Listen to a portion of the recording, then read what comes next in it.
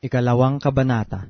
Kaya nga nalalaman ninyo rin, mga kapatid, na aming pagkapasok sa inyo ay hindi nawalan ng kabuluhan, kundi palibhasa'y nagsipagbata kami ng una at inalipusta. Gaya ng inyong nalalaman, sa Filipos ay nangagkaroon kami ng kalakasan ng loob dahil sa ating Diyos upang salitain sa inyo ang ebanghelyo ng Diyos sa gitna ng maraming kaligaligan. Sapagkat ang aming iniaaral ay hindi sa kamalian, ni sa karumihan, ni sa pagdaraya, kundi kung paanong kami minarapat ng Diyos upang pagkatiwalaan kami ng ebanghelyo, ay gayon namin sinasalita. Hindi gaya ng nangagbibigay lugod sa mga tao, kundi sa Diyos na sumusubok ng aming mga puso. Sapagkat hindi kami nagsusumpungang nagsisigamit kailanman ng mga salitang paimbabaw, gaya ng nalalaman ninyo, ni ng balabal man ng kasakiman. Saksi ang Diyos, ni nagsihanap man sa tao ng kapurihan, ni sa inyo man, ni sa mga iba man, nang maaaring magsigamit kami ng kapamahalaan,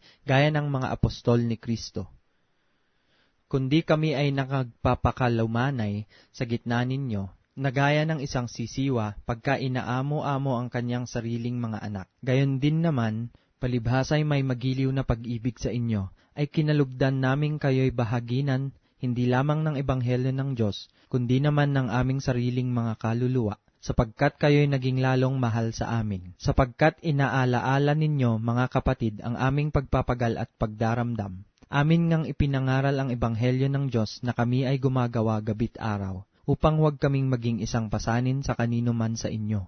Kayo'y mga saksi, at ang Diyos man, kung gaanong pagkabanal at pagkamatuwid at pagkawalang kapintasan ang inugali namin sa inyong nagsisisampalataya. Gaya ng inyong nalalaman kung ano ang inugali namin sa bawat isa sa inyo, na gaya ng isang ama sa kanyang sariling mga anak, na kayo'y inaaralan at pinalalakas ang loob ninyo at nagpapatotoo upang kayo'y magsilakad ng nararapat sa Diyos, na siyang tumawag sa inyo sa kanyang sariling kaharian at kaluwalhatian. At dahil naman dito kami ay nangagpapasalamat ng walang patid sa Diyos, na nang inyong tanggapin sa amin ang salita na ipinangaral, sa makatuwid bagay ang salita ng Diyos, ay inyong tinanggap na hindi gaya ng salita ng mga tao, kundi ayon sa katotohanan na salita ng Diyos, na gumagawa naman sa inyo na nagsisisampalataya. Sapagkat kayo, mga kapatid, ay nagsitulad sa mga iglesia ng Diyos na nasa Judea kay Kristo Jesus, sapagkat nagsipagbata naman kayo sa inyong sariling mga kababayan, gaya naman nila sa mga Hudyo,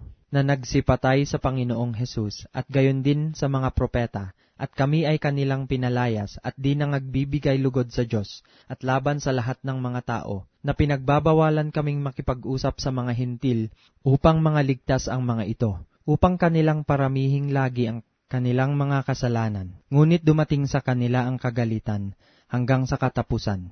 Ngunit kami, mga kapatid, na nangahiwalay sa inyong sangdaling panahon, sa katawan hindi sa puso, ay nangagsisikap na lubha, upang makita ang inyong mukha na may dakilang pagnanais. Sapagkat nangagnasa kaming pumarian sa inyo, akong si Pablo, na minsan at muli, at hinadlangan kami ni Satanas. Sapagkat ano ang aming pag-asa o katuwaan, o putong na ipinagmamapuri? Hindi baga kayo rin sa harapan ng ating Panginoong Hesukristo sa kanyang pagparito? Sapagkat kayo ang aming kaluwalhatian at aming katuwaan.